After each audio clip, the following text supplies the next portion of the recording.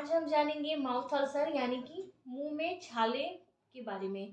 हम जानने वाले हैं इस वीडियो में कि मुंह का छाला क्या होता है, कैसे होता है, इसका क्या कारण होता है एंड इसका घरेलू इलाज आप क्या कर सकते हैं एंड डॉक्टर्स द्वारा क्या ट्रीटमेंट इसका दिया जाता है। ये सारी चीज़ें इस वीडियो में हम जानने वाले हैं। सो गाइस, अगर आप मेरे चैनल पे नए हैं तो सब्सक्राइब जरूर करिए, बेल आइकन को दबाना बिल्कुल भी मत भूलिए। सो गाइस, ये जो मुंह के छाले होते हैं यानी कि जो माउथ अल्सर होता है, ये बहुत कॉमन होता है। बहुत सारे लोगों में ये देखे जाते हैं। 90% लोगों में ये परेशानी होती है।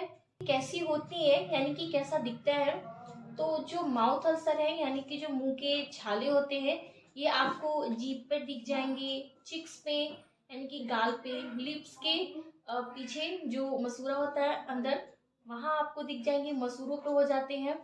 ये पिंक या रेड कलर में ये छाले होते हैं। एंड गाइस, ये जो छाला होता है ये यूनिलेटरल एंड बाइलेटरल यानी कि आपके गाल के एक तरफ या दोनों ही तरफ, या कहें तो आपके जीभ में, गाल पे, आपके माउथ में, सब जगह एक साथ हो सकता है, या फिर एक छाले भी माउथ में हो सकते हैं। सो फ्रेंड, अब हम जान लेते हैं कि किस कारण से हमारे माउथ में माउथ अल्सर या कहे मुंह के छाले हो जाते हैं।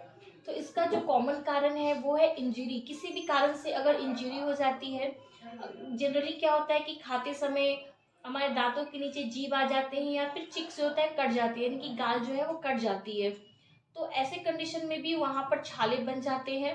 या फिर आपने कोई डेंटल ट्रीटमेंट करवाया है, दांत का इलाज आप करवा रहे हैं, जैसे कि दांत में आपने मसाला भरवाया, रेस्टोरेशन करवाया, अगर गलती से थोड़ा सा कहीं पर चोट आ जाती है तो उस कारण से भी मुंह में छाले हो जाते हैं। ठीक रिएक्शन की वजह से भी होता है, या फिर आपने अपने दांतों में ऑर्थोडोंटिक ट्रीटमेंट करवाए यानी कि ब्रेसेस लगवाए हैं।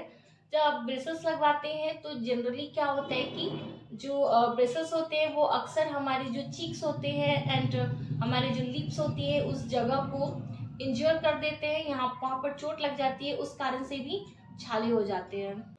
अगर आपके बॉडी में किसी चीज़ की डिफिशियंसी है, जैसे कि आयरन, जिंक या B12, इसकी अगर डिफिशियंसी है यानी कि कमी है, तो उस कारण से भी मुंह में छाले आते हैं। या फिर आपका जो टूथब्रश है वो काफ़ी हार्ड है और आप हार्ड ब्रशिंग कर रहे हैं, एंड उसके साथ साथ आपका जो टूथपेस्ट है वो काफ़ी अब्रेजिव है। अगर आपको स्ट्रेस है या हार्मोनल चेंज जब होती है, जैसे कि जब वुमेन्स में पीरियड्स आने वाला होता है तो उस वक्त बॉडी में हार्मोनल चेंज होता है, तो वो भी एक कारण होता है छाले होने का। इसके साथ साथ आपको वायरल, फंगल या बैक्टीरियल इन्फेक्शन हो रही है, तो ये सारी चीज़ें होती हैं हमारे मुंह में छाले होने की।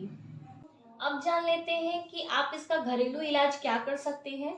तो जो सबसे इम्पोर्टेंट चीज़ है जो आपको करनी है, वो कि आपको अपने ओरल माउथ का प्रॉपर ध्यान रखना है, प्रॉपर क्लीनिंग करनी है।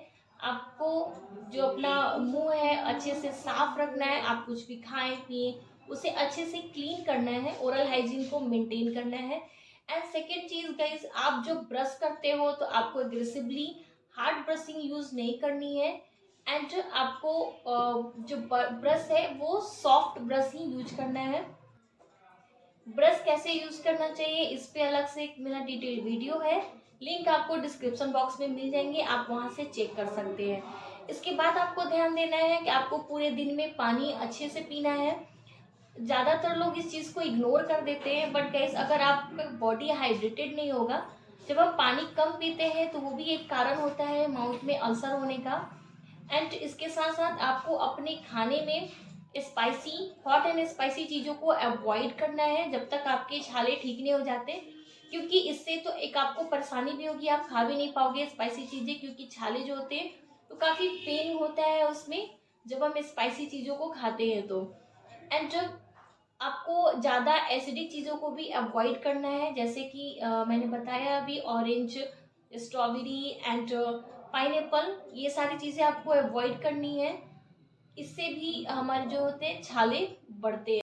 आप गार्गल कर सकते हैं। गार्गल का मैं आपको दो मेथड बताऊंगी, आप दोनों में से कोई भी फॉलो कर सकते हैं। एक तो जो हमारा बहुत कॉमन है, गुनगुने पानी में नमक डाल के आपको गार्गल करना है, इससे भी छाले कम होते हैं। एंड आप सोडा के साथ भी गार्गल कर सकते हैं, इससे भी छाला जो होता है वो कम होता है। तो सोडा को आपको कैसे यूज करना है, आधा ग्लास पानी लेना है, आपको नॉर्मल वाटर लेना है, एंड उसमें 1 चम्मच सोडा देना है। उसके बाद उससे गार्गल करना है।